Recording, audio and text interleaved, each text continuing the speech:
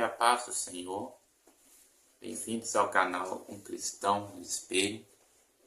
Vamos continuar nossa série de estudos e reflexões na carta do apóstolo Paulo à igreja em Éfeso. Hoje estamos no capítulo 6, estamos caminhando para a conclusão dessa série de estudos, né? Hoje vamos falar também de forma objetiva sobre os servos, né? E os patrões. Na antiguidade, os servos eram escravos, em sua grande maioria. Tinha alguns assalariados, mas a grande maioria eram escravos. E existiam os senhores, que eram senhores mesmo, donos daqueles, né? Era da cultura daquela época. Era algo comum da cultura daquela época. Infelizmente, ainda, por omissão do Estado, em muitos lugares, né, no mundo, ainda existe lugares ainda onde a escravidão é uma realidade. Mas aplicando-se para hoje, esse termo, a gente mudaria a palavra de servo e senhor para empregado e empregador, né? Mas antes de continuar o texto, antes de nós irmos propriamente para o texto, né?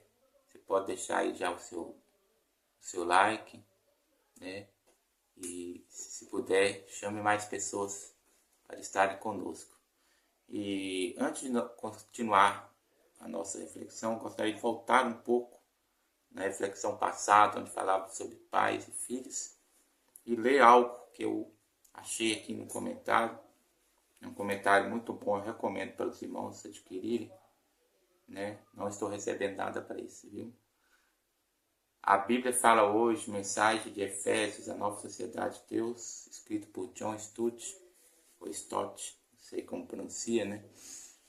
Vamos lá, vou ler essa pontuação, uma pontuação muito, muito rica.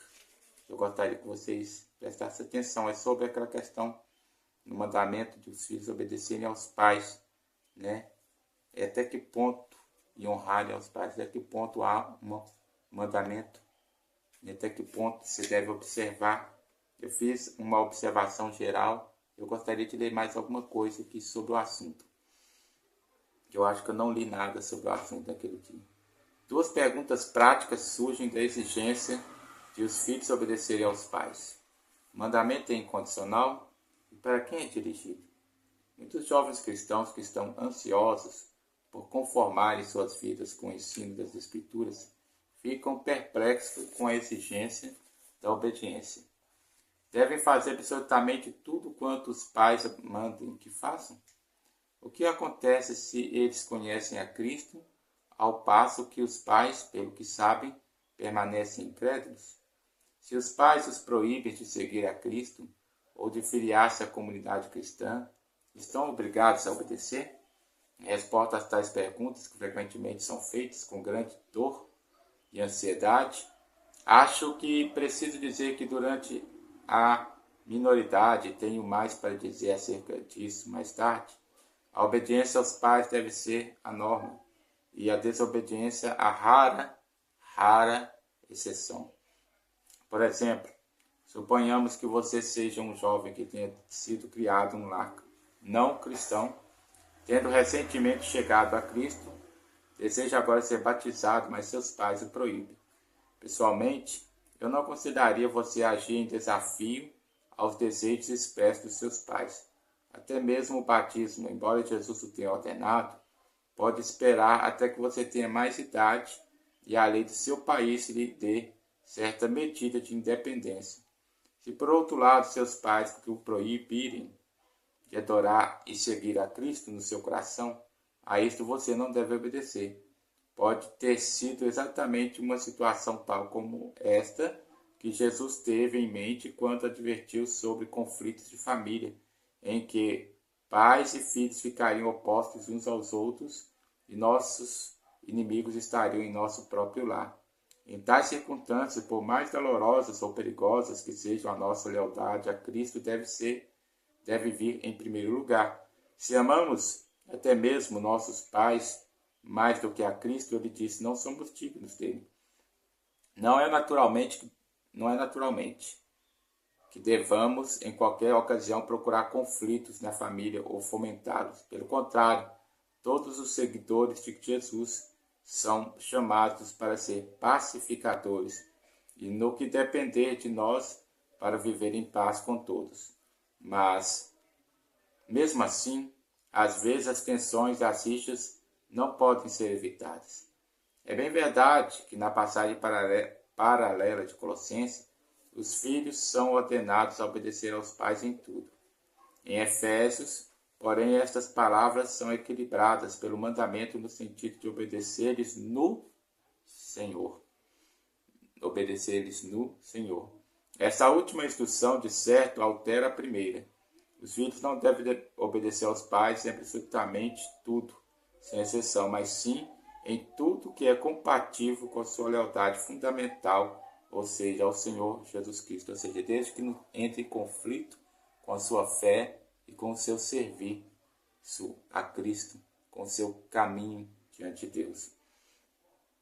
E assim chegamos à segunda pergunta prática. Quem são esses filhos que devem obedecer aos pais? E quando cessam de ter esta condição? Paulo está se dirigindo a crianças bem pequenas e a meninos e meninas? Ou inclui todos os jovens que ainda não se casaram e continuam no lar paterno, embora agora sejam adultos, que há muito tempo deixaram a infância e a adolescência? Nenhuma resposta individual deve ser dada a esta pergunta, porque respostas diferentes teriam de ser dadas em culturas diferentes. Na maioria dos países ocidentais, a idade em que os jovens chegam à maioridade tem sido reduzida de 21 para 18 anos. Agora, com aquela idade, já não são menores, recebem o direito ao voto e estão livres para casar-se sem o consentimento dos pais. No extremo oposto, no império dos dias de Paulo, o poder do pai romano estendia-se sobre a totalidade da vida do filho, enquanto o pai vivesse. O filho romano nunca atingia a maioridade. Em alguns países do terceiro mundo hoje, um costume semelhante prevalece. Tudo quanto se pode dizer com referência a tais situações é que ou a lei ou o costume em toda a sociedade reconhece pelo menos a condição de homem ou mulher, ou quando atingem certa idade, ou quando deixam a casa paterna ou se casam. Os cristãos não devem desafiar a convenção aceita por sua própria cultura nesta questão. Enquanto são consideradas como crianças ou menores, na sua própria cultura devem continuar a obedecer aos pais. Mas uma consideração importante. Até mesmo depois de termos atingido a maioridade, estando considerados em nossa cultura como não mais sujeitos à autoridade dos nossos pais, e portanto já não sendo obrigados a lhes obedecer, ainda devemos continuar a honrá-los. Nossos pais ocupam uma posição sem igual em nossa vida. Se os honramos como devemos, nunca os negligenciaremos, nem nos esqueceremos deles. Muitas culturas do terceiro mundo, mesmo não cristãs, zelam pelos pais idosos de maneira muito mais conscienciosa e cuidadosa do que a maioria de nós que vivemos no chamado Ocidente cristão.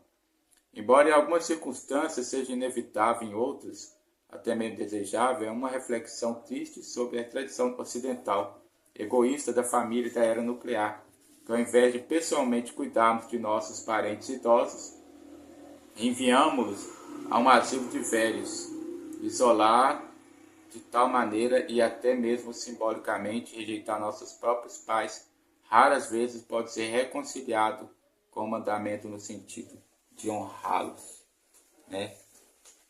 Amém? Eu acho que eu fui até demais aqui no ponto, né? Então, nós vamos fazer o seguinte, nós vamos dar uma introduzida no assunto propriamente, o que eu queria fazer essa leitura, que era importante, né? Sobre essa resposta que o John Stott deu sobre obedecer e honrar os pais. Espero que tenha servido para a edificação dos irmãos. Mas eu gostaria de introduzir nesse vídeo, pelo menos, o assunto sobre o servo, o relacionamento entre o servo e o patrão, né? Nós vivemos num mundo onde tem leis trabalhistas que nos respaldam muito, né? Mas na época que Paulo escreveu não existia nenhuma lei trabalhista, não existia nenhum apoio a nenhum das pessoas que eram servos, né? Pelo contrário, como escravos, eles eram tidos como propriedades e não tinha nada que lhes respaldasse, né? Nem mesmo seus patrões os consideravam como pessoas para os respeitar. Isso mudou, né?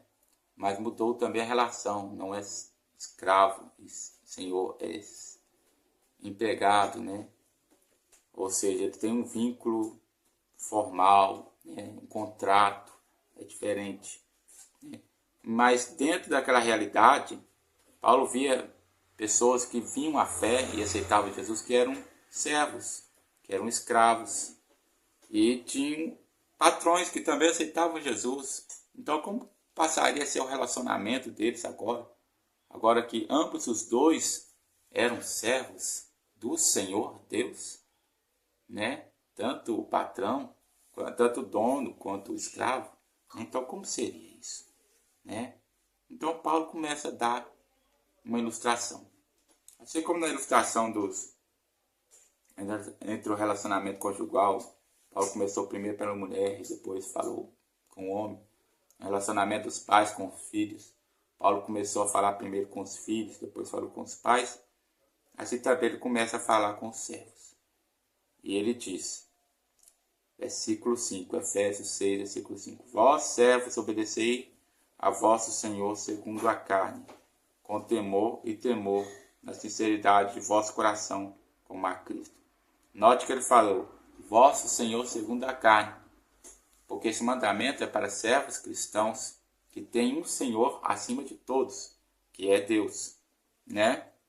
Então ele fala, mas tem um Senhor segundo a carne, tem um homem ali que, né, segundo a tradição daquela época, tinha comprado eles, né? E segundo a nossa época, tem te contratado para trabalhar para ele, né? Então, ele diz, obedeça a esse seu patrão, nos dias atuais, né? Como se você estivesse obedecendo ao próprio Senhor. Ao próprio Senhor, há limites nessa observação. Mas Paulo, ele coloca aqui em que sentido é essa obediência a ele como ao Senhor. Ele disse, com temor e tremor a gente obedece a Deus, né? Então, com respeito, com temor, com sinceridade, né? Ele vai e aprofunda nesse esclarecimento. Ele diz, na sinceridade de vosso coração. Quando você serve a Deus, você serve de forma sincera, com o coração disposto, voluntário, um coração aberto. E é isso que ele disse, serve o seu Senhor, não de forma obrigatória, não de forma imposta, não de forma relutante, mas tenha prazer, tenha alegria, tenha disposição, faça isso com bom grado.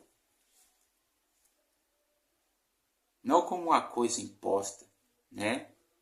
É de coração, fazendo de coração a vontade, vamos lá, como a Cristo. Versículo 6. Não servindo à vista como para agradar aos homens, mas como servos de Cristo, fazendo de coração a vontade de Deus. Então, mais um ponto ele esclarece de como deve ser esse serviço, né? Eu falei que tem que ser de sinceridade, tem que ser... E ele faz uma observação. Isso não pode ser de aparência. Você não pode aparentar que está gostando disso, não. Você realmente precisa gostar disso. Ou seja, você precisa de fazer isso com bom grado, né? Hoje em dia, se você não gosta, você pede demissão, né? E vai trabalhando em outro emprego que você gosta. Mas dentro daquela realidade ali, que não era uma realidade de empregado, nem de empregador, era uma realidade de servo e Senhor. Então, nessa realidade, a coisa aí não tinha muito bem isso não. Então Paulo exortava eles a fazer isso como para agradar a Deus. Porque a gente tem que... Aqui vem aquela doutrina chamada doutrina da mordomia cristã, aonde a gente vem para servir, aonde a gente recebe o que a gente faz, tudo que a gente recebe, que a gente faz, não é nosso, é de Deus. E nós precisamos cuidar daquilo que Deus coloca em nossa mão, porque a gente está cuidando de algo que Deus colocou para nós cuidarmos. Nós somos mordomos de Deus. Ou seja, nós deveremos dar conta daquilo também. Então, até do seu serviço que você presta, você também tem e terá que dar conta a Deus, né? Então, Paulo falou, né? Está servindo a Deus, para agradar a Deus. Por isso que ele conclui o versículo 6 dizendo: fazendo de coração a vontade de Deus. Ou seja, você está fazendo aquele serviço para o seu patrão, mas lembre que aquele serviço que você tem, antes do patrão te conceder, foi Deus que concedeu a ele, para ele te conceder. Você não orou pedindo a Deus uma porta de emprego? Você não buscou, né? E agora você tem. Então você faz aquilo para agradar a Deus. Não para agradar aos homens. Não é para agradar aquele patrão. Faz para agradar a Deus. Então você agrada o patrão para agradar a Deus. Mas não de aparência. O que quer dizer isso? Você não faça isso com tristeza, com angústia, com relutância. Quantas pessoas que trabalham reclamando. Você já viu como é ruim alguém que trabalha xingando, reclamando, vendo defeito em tudo no serviço? Você já viu como é pesado um serviço assim? Como é diferente, como é suave um serviço onde todo mundo se envolve, onde todo mundo se envolve no trabalho para trabalhar mesmo? Como é bom, como é, né? Ok, vamos dar uma pausa aqui. E no outro vídeo nós estaremos continuando a falar sobre isso.